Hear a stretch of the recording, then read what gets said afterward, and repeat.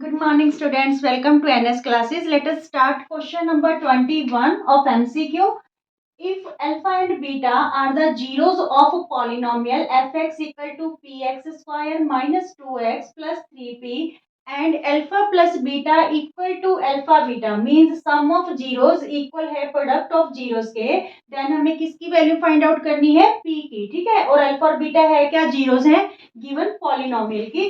तो यहाँ पे देखिए आप, जो सम ऑफ जीरोस होता है वो क्या होता है हमारे पास माइनस बी अपॉन ए. ठीक है, तो यहाँ पे b की वैल्यू हमारे पास क्या है -2. तो यहाँ पे ये फॉर्मूला के अकॉर्डिंग माइनस और -2 अपॉन a की वैल्यू हमारे पास क्या है p. ठीक है, a की वैल्यू क्या है p. तो यहाँ पे हमारे पास सम ऑफ जीरोस क्या आ गया, माइनस माइनस प्लस 2 अपॉन में p. ठीक है, नाउ प्रोडक्ट ऑफ जीरोस हमारे पास क्या होता है c upon a means constant term और upon coefficient of X square. तो यहाँ पे कांस्टेंट टर्म हमारे पास क्या है 3p. ठीक है, और जो a है, a की वैल्यू हमारे पास क्या है p है. ठीक है, तो यहाँ पे p से p कैंसिल, तो हमारे पास प्रोडक्ट ऑफ जीरोस क्या आ गया 3 आ गया. अब गिवन क्या है हमें कि सम ऑफ जीरोस इक्वल है प्रोडक्ट ऑफ जीरोस के, तो then find the value of p. तो सम ऑफ जीरोस हमारे पास 2 अपॉन p. ठीक है, 2 अपॉन p और प्रोडक्ट ऑफ जीरोस 3. तो यहाँ पे इनको 3 को इधर ले आते हैं और p को इधर ले जाते हैं. तो ये हो गया 2/3. p की वैल्यू हमारे पास क्या आ गई 2/3. ठीक है, means option B is correct. Clear. Now 22nd question. If the system of equations 3x plus y equal to 1 and 2x minus 1 into x plus k minus 1 into y equal to 2k plus 1 is inconsistent, then k equal to. देखिए, जब कोई solution नहीं होता, no solutions, जब lines parallel जाती हैं graph में, तो वो ऐसा जो सिस्टम होता है वो इनकॉन्सिस्टेंट होता है. ठीक है, और जिसमें यूनिक सोल्यूशन है और मैनी सॉल्यूशंस है वो कॉन्सिस्टेंट वैल्यूज होती हैं. तो यहाँ पे हमें के की वैल्यू पता करनी है अगर इन जो इक्वेशंस का सिस्टम है वो क्या है इनकॉन्सिस्टेंट. तो इनकॉन्सिस्टेंट कब होगा, व्हेन, देखिए, इनकॉन्सिस्टेंट सोल्यूशन कब होता है, इनकॉन्सिस्टेंट व्हेन a1/a2 इक्वल है b1/b2 के but not equal to c1/c2 के. ठीक है, तो यहाँ पे हमारे पास a1 की वैल्यू क्या है, ये a1 है. यहाँ पे y का कोफिशिएंट 1 होएगा तो 1 क्या हो जाएगा b1 और कांस्टेंट टर्म 1 है तो ये क्या हो गया c1. ठीक है, यहाँ पे 2k-1 is a2, k-1 is b2 and 2k+1 क्या हो गया c2. क्लियर कर इतनी बात. अब यहाँ पे वैल्यूज पुट कर देंगे. a1 की वैल्यू हमारे पास 3 है अपॉन a2 की वैल्यू 2k-1. 2k-1 इक्वल में b1 की वैल्यू हमारे पास 1 है अपॉन में b2 की value k-1 not equal to c1 की वैल्यू 1 है और c2 की वैल्यू 2k+1. ठीक है, हमें क्या पता करना है के इक्वल टू, के किसके इक्वल है, तो मीन्स हम इन दोनों फ्रैक्शंस को क्रॉस मल्टीप्लाई कर लेंगे. यहाँ पे क्रॉस मल्टीप्लाई करेंगे तो 2k-1 को 1 से करेंगे तो एज इट ही रह जाएगा. ठीक है, जब 3 को k-1 से करेंगे तो ये हो गया 3k और ये 3 को जब -1 से करेंगे तो -3. अब देखिए 2k, 3 को लेफ्ट हैंड साइड ले आइए, माइनस हो गया, -3 -1 को राइट हैंड साइड ले जाओ तो +1 हो गया.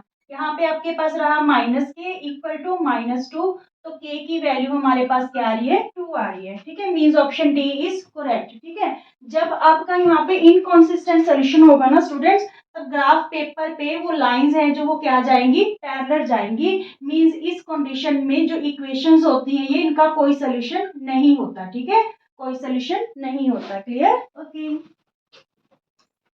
23rd क्वेश्चन रहेगा. If the vertices of a parallelogram PQRS taken in order P3 4 Q -2 और 3 and R -3 -2 then the coordinate of its fourth vertex S. तो S के वर्टेक्स क्या होंगे, देखिए हमारे पास एक पैरेललोग्राम है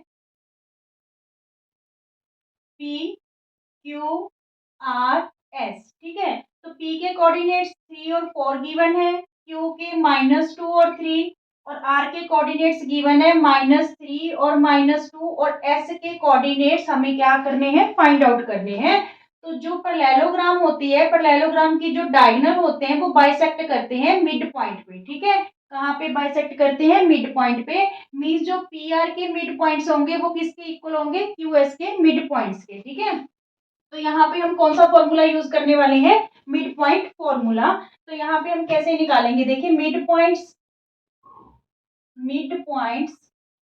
of P R equal to mid points of Q S. तो मिड पॉइंट होता है कैसे, निकालते कैसे, क्या फॉर्मूला रहता है, x1 प्लस x2 अपॉन 2 और y के कैसे निकलते हैं, y1 प्लस y2 अपॉन 2, ठीक है। तो यही हम यहाँ पे करेंगे, देखिए x1, ठीक है, और ये क्या है y1, और यहाँ पे ये क्या है x2 और ये क्या है y2। सिमिलरली यहाँ पे ये x1 x2 और ये y1 और ये y2, ठीक है। तो चलिए करते हैं 3 means x1 plus x2 -3 plus -3 upon 2, ठीक है। और y के कोऑर्डिनेट्स 4 प्लस -2, तो 4 - 2 अपॉन 2 इक्वल किसके रहेगा, यहाँ पे इसके मिड पॉइंट्स के। तो यहाँ पे मिड पॉइंट क्या रहे, x x x1 plus x2, तो x प्लस प्लस -2 ही हो जाएगा अपॉन 2, ठीक है। और y के y+3 अपॉन 2, क्लियर इतना। अब यहाँ पे देखिए ये 0 अपॉन 2, तो ये तो क्या आ गया 0, 3 में से 3 माइनस हो गया तो 0 रहा। तो 0 अपॉन 2 मीन्स 0, और यहाँ पे 4 में से 2 माइनस करेंगे 2 अपॉन 2 हमारे पास क्या आ गया 1, और यहाँ पे हमारे पास वैल्यूज मिसिंग है इसमें जो हमने फाइंड आउट करनी है। तो ये पहली वैल्यू x कोऑर्डिनेट की है तो इसको इसके इक्वल रख लेंगे, और y की वैल्यू है तो y कोऑर्डिनेट के इक्वल रख लेंगे। तो यहाँ पे देखिए x-2 equal upon 2 equal to 0, x-2, तो ये 2 0 0, x की वैल्यू हमारे पास क्या आ गई 2, ठीक है। जो s का x अब सीसा है वो क्या आ गया हमारे पास 2। Now y+3 upon 2 equal to किसके लेंगे 1 के, तो ये 2 इधर जाके मल्टीप्लाई हो गया, 2 1 जा 2, 3 उधर जाके है माइनस हो जाएगा, y की वैल्यू क्या आ गई -1, मीन्स ऑर्डिनेट की वैल्यू क्या आ गई -1। तो विच ऑप्शन इज करेक्ट, 2 -1, तो ये सी ऑप्शन करेक्ट रहेगा, क्लियर, ओके। क्वेश्चन नंबर 24 है, the sum of the length breadth and height of a cuboid is 6√3 centimetre and length of its diagonals, और जो डायगोनल्स की लेंथ है that is given 2√3 centimetre. The total surface area of cuboid, जो total surface area है cuboid का, total surface area of cuboid क्या होता है, क्यूबॉइड का total surface area 2 into L B plus B H plus H L, ठीक है। पर यहाँ पे हमें गिवन क्या है, हमें गिवन है तीनों साइड्स का sum L plus B plus H equal to 6√3, ठीक है। और क्या गिवन है, जो डायगोनल्स है लेंथ ऑफ इट्स डायगोनल वो क्या गिवन है हमें 2√3, जो डायगोनल की लेंथ है, diagonal length of diagonal equal to 2√3। देखिए स्टूडेंट क्वेश्चन इजी है, थोड़ा समझना ध्यान से। जो लेंथ ऑफ डायगोनल्स होती है वो क्या होती है, L² plus B² plus H² का रूट, ठीक है। ये हमारे पास क्यूबॉइड के लेंथ की जो डायगोनल की लेंथ होती है उसका फॉर्मूला है, और ये हमें गिवन कितनी है 2√3। अगर इसका हम स्क्वायरिंग बोथ साइड कर दें, ठीक है, स्क्वायरिंग बोथ साइड कर दें, तो ये स्क्वायर से रूट कैंसिल, तो हमारे पास क्या आ जाएगा L² plus B² plus H², ये 2 2 जा 4 4 3 जा 12, ठीक है। जब 2√3 को 2√3 से मल्टीप्लाई करोगे तो 2 2 जा 4 और √3 को √3 से करोगे तो वो 3 हो जाएगा, 4 3 जा 12, ठीक है। अब देखिए इसको हम कैसे लिख सकते हैं, L² plus B² plus H², क्योंकि हमें ये वैल्यू चाहिए 2 into L B plus B H plus H L. तो इस फॉर्म में कैसे लेके आए इस क्वेश्चन को, हम यहाँ पे क्या करेंगे, इसको हम कैसे लिख सकते हैं, L plus B plus H का square -2 L B plus B H plus H L equal to 12, ऐसा क्यों लिखा गया, इस चीज को समझिए आप। देखिए यहाँ पे हमने क्या किया, a प्लस बी प्लस सी का स्क्वायर कर दिया, तो जब इस स्क्वायर को हम खोलेंगे इस आइडेंटिटी को, तो ये बनेगा a square plus B square plus c square plus 2ab plus 2bc plus 2ca। ठीक है, तो यहाँ पे तो सिर्फ हमारे पास a square plus B square plus c square ही था, ये टर्म्स तो थी नहीं। ठीक है, तो इन टर्म को कैंसिल करने के लिए हमने साथ के साथ क्या किया, माइनस कर दिया 2ab minus 2bc minus 2ca। तो ये कैंसिल होके सेम ही चीज रह जाएगी, मीन्स इसकी वैल्यू ही रह जाएगी यहाँ पे 12। ठीक है, समझ आ गया ये क्यों यूज किया गया। अब यहाँ पे हम वैल्यूज पुट कर देते हैं। l plus B plus H की वैल्यू हमें क्या गिवन है, 6√3। ठीक है, 6√3 का स्क्वायर माइनस ये एज इट, ये 12 इधर ले आइए, 12 इधर ले आइए, लेफ्ट हैंड साइड तो माइनस हो गया, और इस चीज को आप राइट हैंड साइड ले जाइए तो ये प्लस हो जाएगा क्योंकि माइनस का है। ठीक है, और ये ही टोटल सरफेस एरिया का फॉर्मूला भी है, 2 into L B plus B H plus H है। क्लियर।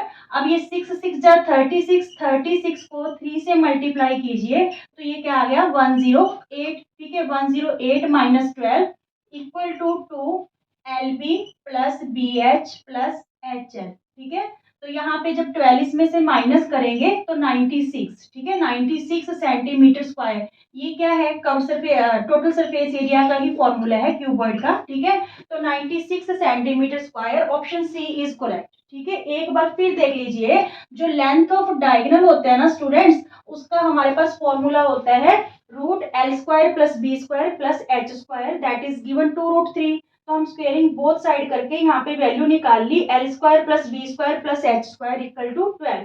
परंतु जो टोटल सरफेस एरिया है उसका फॉर्मूला हमारे पास ये था, तो उस फॉर्म में हमें लाने के लिए हमने इसका क्या किया, a plus B plus C whole का स्क्वायर, उसमें से माइनस कर दिया 2 into L B plus B H plus H L. ठीक है, जो वैल्यूज है पुट कर देंगे और रिक्वायर्ड आंसर आ जाएगा। ओके, क्वेश्चन नंबर 25 रहेगा, if x tan 60 degree into cos 60 degree equal to sin 60 degree into cot 60 degree, then find the value of x। तो x की वैल्यू हमारे पास क्या होगी, हमें गिवन क्या है, x tan 60 degree cos 60 degree equal to sin 60 degree into cot 60 degree. ठीक है, तो यहाँ पे x tan 60 की वैल्यू हमारे पास क्या होती है, √3। ठीक है, तो ये क्या आ गया, √3, और cos 60 की वैल्यू हमारे पास क्या रहेगी, 1/2।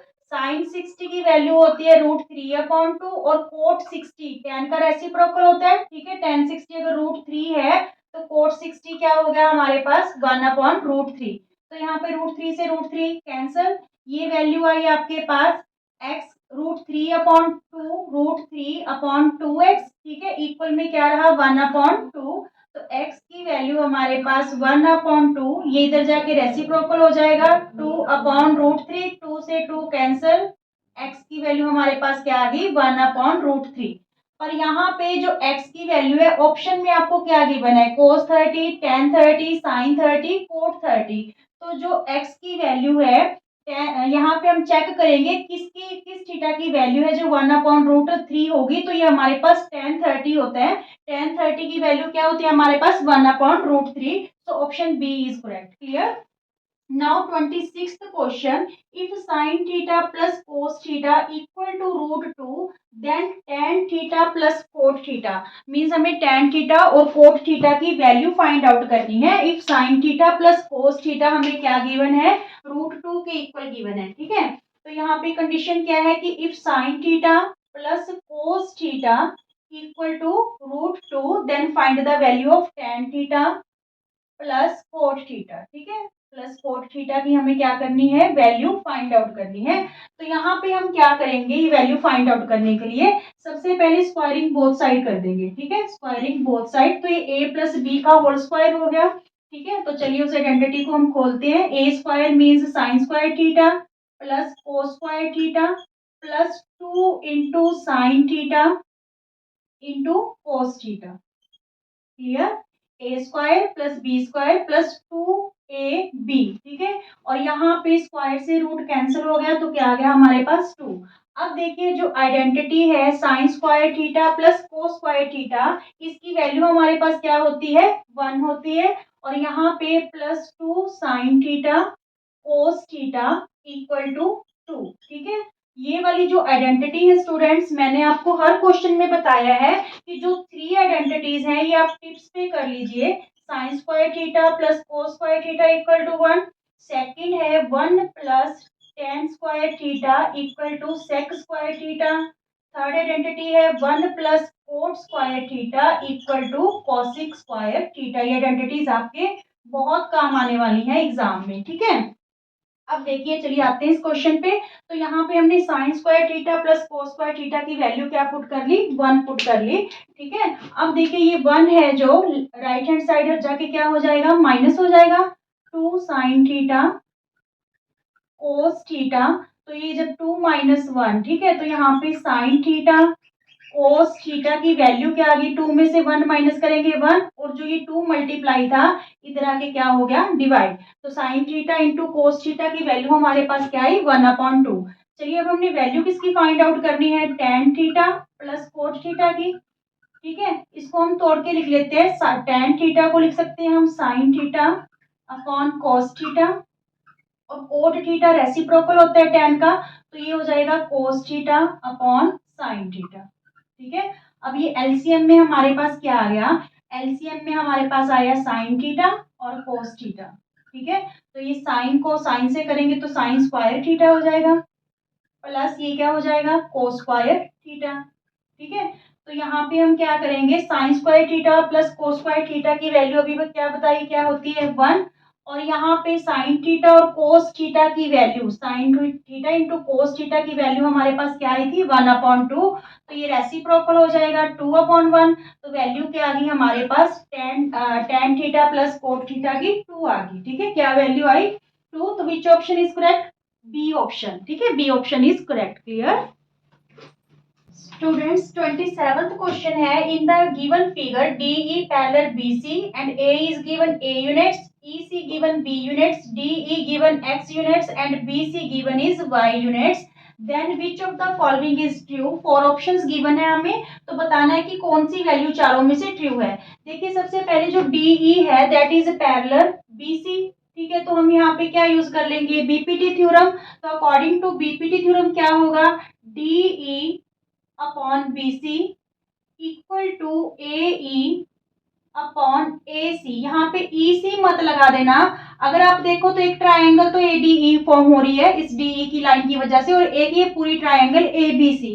तो अगर हमने इस ट्रायंगल की DE ली है तो पूरी ट्रायंगल की क्या ली है BC, ठीक है। इस ट्रायंगल की अगर हम AE यूज कर रहे हैं तो पूरी ट्रायंगल की क्या यूज करेंगे AC। ये बात आप ध्यान में रखना। तो यहाँ पे DE की वैल्यू X है, BC की वैल्यू हमारे पास Y है, AE की वैल्यू A है, और AC पूरी AC क्या हो जाएगी A प्लस B, ठीक है। तो यहाँ पे क्या value I A plus B। अब देखिए हमें x की फॉर्म में आंसर है x, ठीक है, या फिर y की। तो यहाँ पे अगर हम x की वैल्यू निकालें तो ये y इधर जाके क्या हो जाएगा मल्टीप्लाई, तो ये हो जाएगा AY upon A plus B। देखिए है कोई ऐसा option x equal to AY, ये रहा x equal to AY upon A plus B, ठीक है। तो option C is correct. Clear now ABCD is a trapezium with AD parallel BC। ABCD एक ट्रेपीजियम है जिसमें क्या दे रखा है कि जो AD है दैट इज पैरेलल BC। यहाँ से शुरू कीजिए फिर ABCD, ठीक है। AD है जो किसके पैरेलल दे रखी है हमें BC के, एंड AD इज 4 यूनिट्स। जो AD है इसकी वैल्यू हमें क्या गिवन है 4 centimetre. If the diagonal AC and BD intersect, जो डायगोनल्स हैं अगर वो इंटरसेक्ट कर रहे हैं एट पॉइंट O पे such that AO upon OC equal है OB upon OD equal to 1/2। तो ये वैल्यू हमें दे रखी है 1/2। देन BC, तो हमें किसकी वैल्यू फाइंड आउट करनी है BC की वैल्यू फाइंड आउट करनी है, ठीक है। सबसे पहले देखिए ये जो दो ट्रायंगल्स फॉर्म हो रही हैं AOD, ठीक है, और BOC, तो यहाँ पे एक तो ये वाला एंगल और ये वाला एंगल वर्टिकली अपोजिट एंगल हो गए, ये दोनों ट्रायंगल लेके चलेंगे हम। ठीक है, एडी पैरेलल है बीसी के और एसी ट्रांसवर्सल है, तो एंगल 3 और एंगल 4 क्या हो गए, अल्टरनेट हो गए। ठीक है, तो एंगल से दोनों ट्रायंगल क्या हो जाएंगी, सिमिलर हो जाएंगे। तो फिर हम साइड्स की रेशियो ले लेंगे, ठीक है, कॉरस्पॉन्डिंग साइड्स की। तो यहाँ पे देखिए in triangle AOD and triangle AOD लिया है यहाँ पे, ठीक है, और यहाँ पे COB तो हमारे पास है क्या, angle 1 equal to angle 2 vertically opposite angles, angle 3 equal to angle 4 alternate angle. ठीक है, अल्टरनेट एंटीरियर एंगल्स। क्यों है अल्टरनेट, क्योंकि जो AD है वो पैरेलल है BC के और AC क्या है, ट्रांसवर्सल है। तीनों ही एंगल इक्वल है, ये भी अल्टरनेट एंगल का काम करेंगे क्योंकि यहाँ पे BD ट्रांसवर्सल का काम करेगी। ठीक है, फिलहाल 2 ही हमें जो है इनफ है इसको सिमिलर प्रूव करने के लिए दोनों ट्रायंगल्स को। तो ट्रायंगल AOD सिमिलर है ट्रायंगल COB के, कौन से रूल से, एंगल सिमिलैरिटी। ठीक है, एंगल सिमिलैरिटी रूल से ये दोनों क्या होगी, सिमिलर होगी। तो फिर इनकी जो कॉरस्पॉन्डिंग साइड्स हैं वो सेम रेशियो में होंगी, मींस OA अपॉन OC, ठीक है, OD अपॉन OB और AD अपॉन BC। ठीक है, अब यहाँ पे देखिए AO upon OC, OD upon OB, इसकी वैल्यू हमें क्या दे रखी है, 1/2। ठीक है, AD की वैल्यू हमारे पास 4 सेंटीमीटर थी और BC की वैल्यू हमने क्या करनी है, फाइंड आउट करनी है। तो यहाँ पे क्रॉस मल्टीप्लाई कर दो, BC इक्वल टू क्या आ गया हमारे पास, 8 centimetre. So option C is correct. Clear, okay students. 29th question रहेगा, if two tangents inclined at an angle of 60 degree, अगर दो टेंजेंट्स इंक्लाइंड कर रहे हैं 60 डिग्री पे, are drawn to a circle of radius 3 centimetre, radius क्या given है हमें, 3 सेंटीमीटर। तो then the length of each tangent, हमें क्या पता करना है, टेंजेंट्स की लेंथ पता करनी है। सबसे पहले तो जो PQ है इक्वल होगा PR के, because from external point length of tangents is equal. ठीक है, जो लेंथ होती है टेंजेंट्स की इक्वल होती है एक्सटर्नल पॉइंट से, तो जब एक की वैल्यू पता हो जाएगी तो सेकंड भी उसकी इक्वल ही होगा। अब यहाँ पे हम करेंगे कैसे, देखिए जब हम OP को ज्वाइन करेंगे, ठीक है, तो ये जो OP लाइन है ये एंगल P को बाइसेक्ट कर देती है। ये एंगल 60 है, तो ये दोनों एंगल किस में हो जाएंगे, 30 डिग्री में। अब दोनों में से कोई भी ट्रायंगल आप यूज कर सकते हो, राइट एंगल ट्रायंगल है, because OQ is perpendicular on PQ। ठीक है, जो पॉइंट ऑफ कांटेक्ट पे परपेंडिकुलर होता है radius to the point of contact पे टेंजेंट पे। ठीक है, तो यहाँ पे देखिए इन ट्रायंगल POQ में, तो हमें गिवन क्या है, OQ गिवन है और हमने पता क्या करना है, PQ means perpendicular upon base. ठीक है, OQ इज परपेंडिकुलर है किस पे, PQ पे। तो यहाँ पे OQ अपॉन PQ इक्वल क्या हो गया, परपेंडिकुलर अपॉन बेस क्या होता है, tan 30। ठीक है, तो यहाँ पे आपके पास OQ की वैल्यू 3 है, PQ हमने फाइंड आउट करना है tan 30 1 अपॉन √3। तो क्रॉस मल्टीप्लाई करेंगे तो PQ की वैल्यू हमारे पास 3√3 सेंटीमीटर आ गई। Clear, then option D is correct. Clear, now question number 30, the area of the circle, find the area of circle that can be inscribed। यहाँ पे find the area of circle that can be inscribed in a square of side 6 centimetre. इस circle का area क्या होगा यदि वो एक square में इंस्क्राइब किया गया। ठीक है, स्क्वायर है तो सारी साइड्स क्या होंगी, इक्वल होंगी। देखिए इस सर्कल का डायामीटर क्या है, diameter is equal to the side of the square, तो फिर रेडियस क्या रह जाएगा, half of the side means 3 centimetre, diameter का हाफ जो है वो क्या हो जाएगा, रेडियस हो जाएगा। तो हमने पता क्या करना है, एरिया ऑफ सर्कल, ठीक है, तो ये क्या होता है फॉर्मूला, पाई आर स्क्वायर। अब देखिए ऑप्शन में आपके पास हर ऑप्शन में पाई गिवन है, तो हम पाई की वैल्यू यूज नहीं करेंगे, पाई को एज इट इज रहने देंगे। आर हमारे पास क्या आया, 3 का स्क्वायर, तो ये हो गया 3 3 जा 9। ठीक है, 9 पाई यहाँ पे सेंटीमीटर स्क्वायर। ठीक है, तो यहाँ पे देखिए विच option is correct, option D is correct. Is it clear students? अगर आपको वीडियो पसंद आ रहे हैं तो प्लीज ज्यादा से ज्यादा सब्सक्राइब कीजिए। Thank you.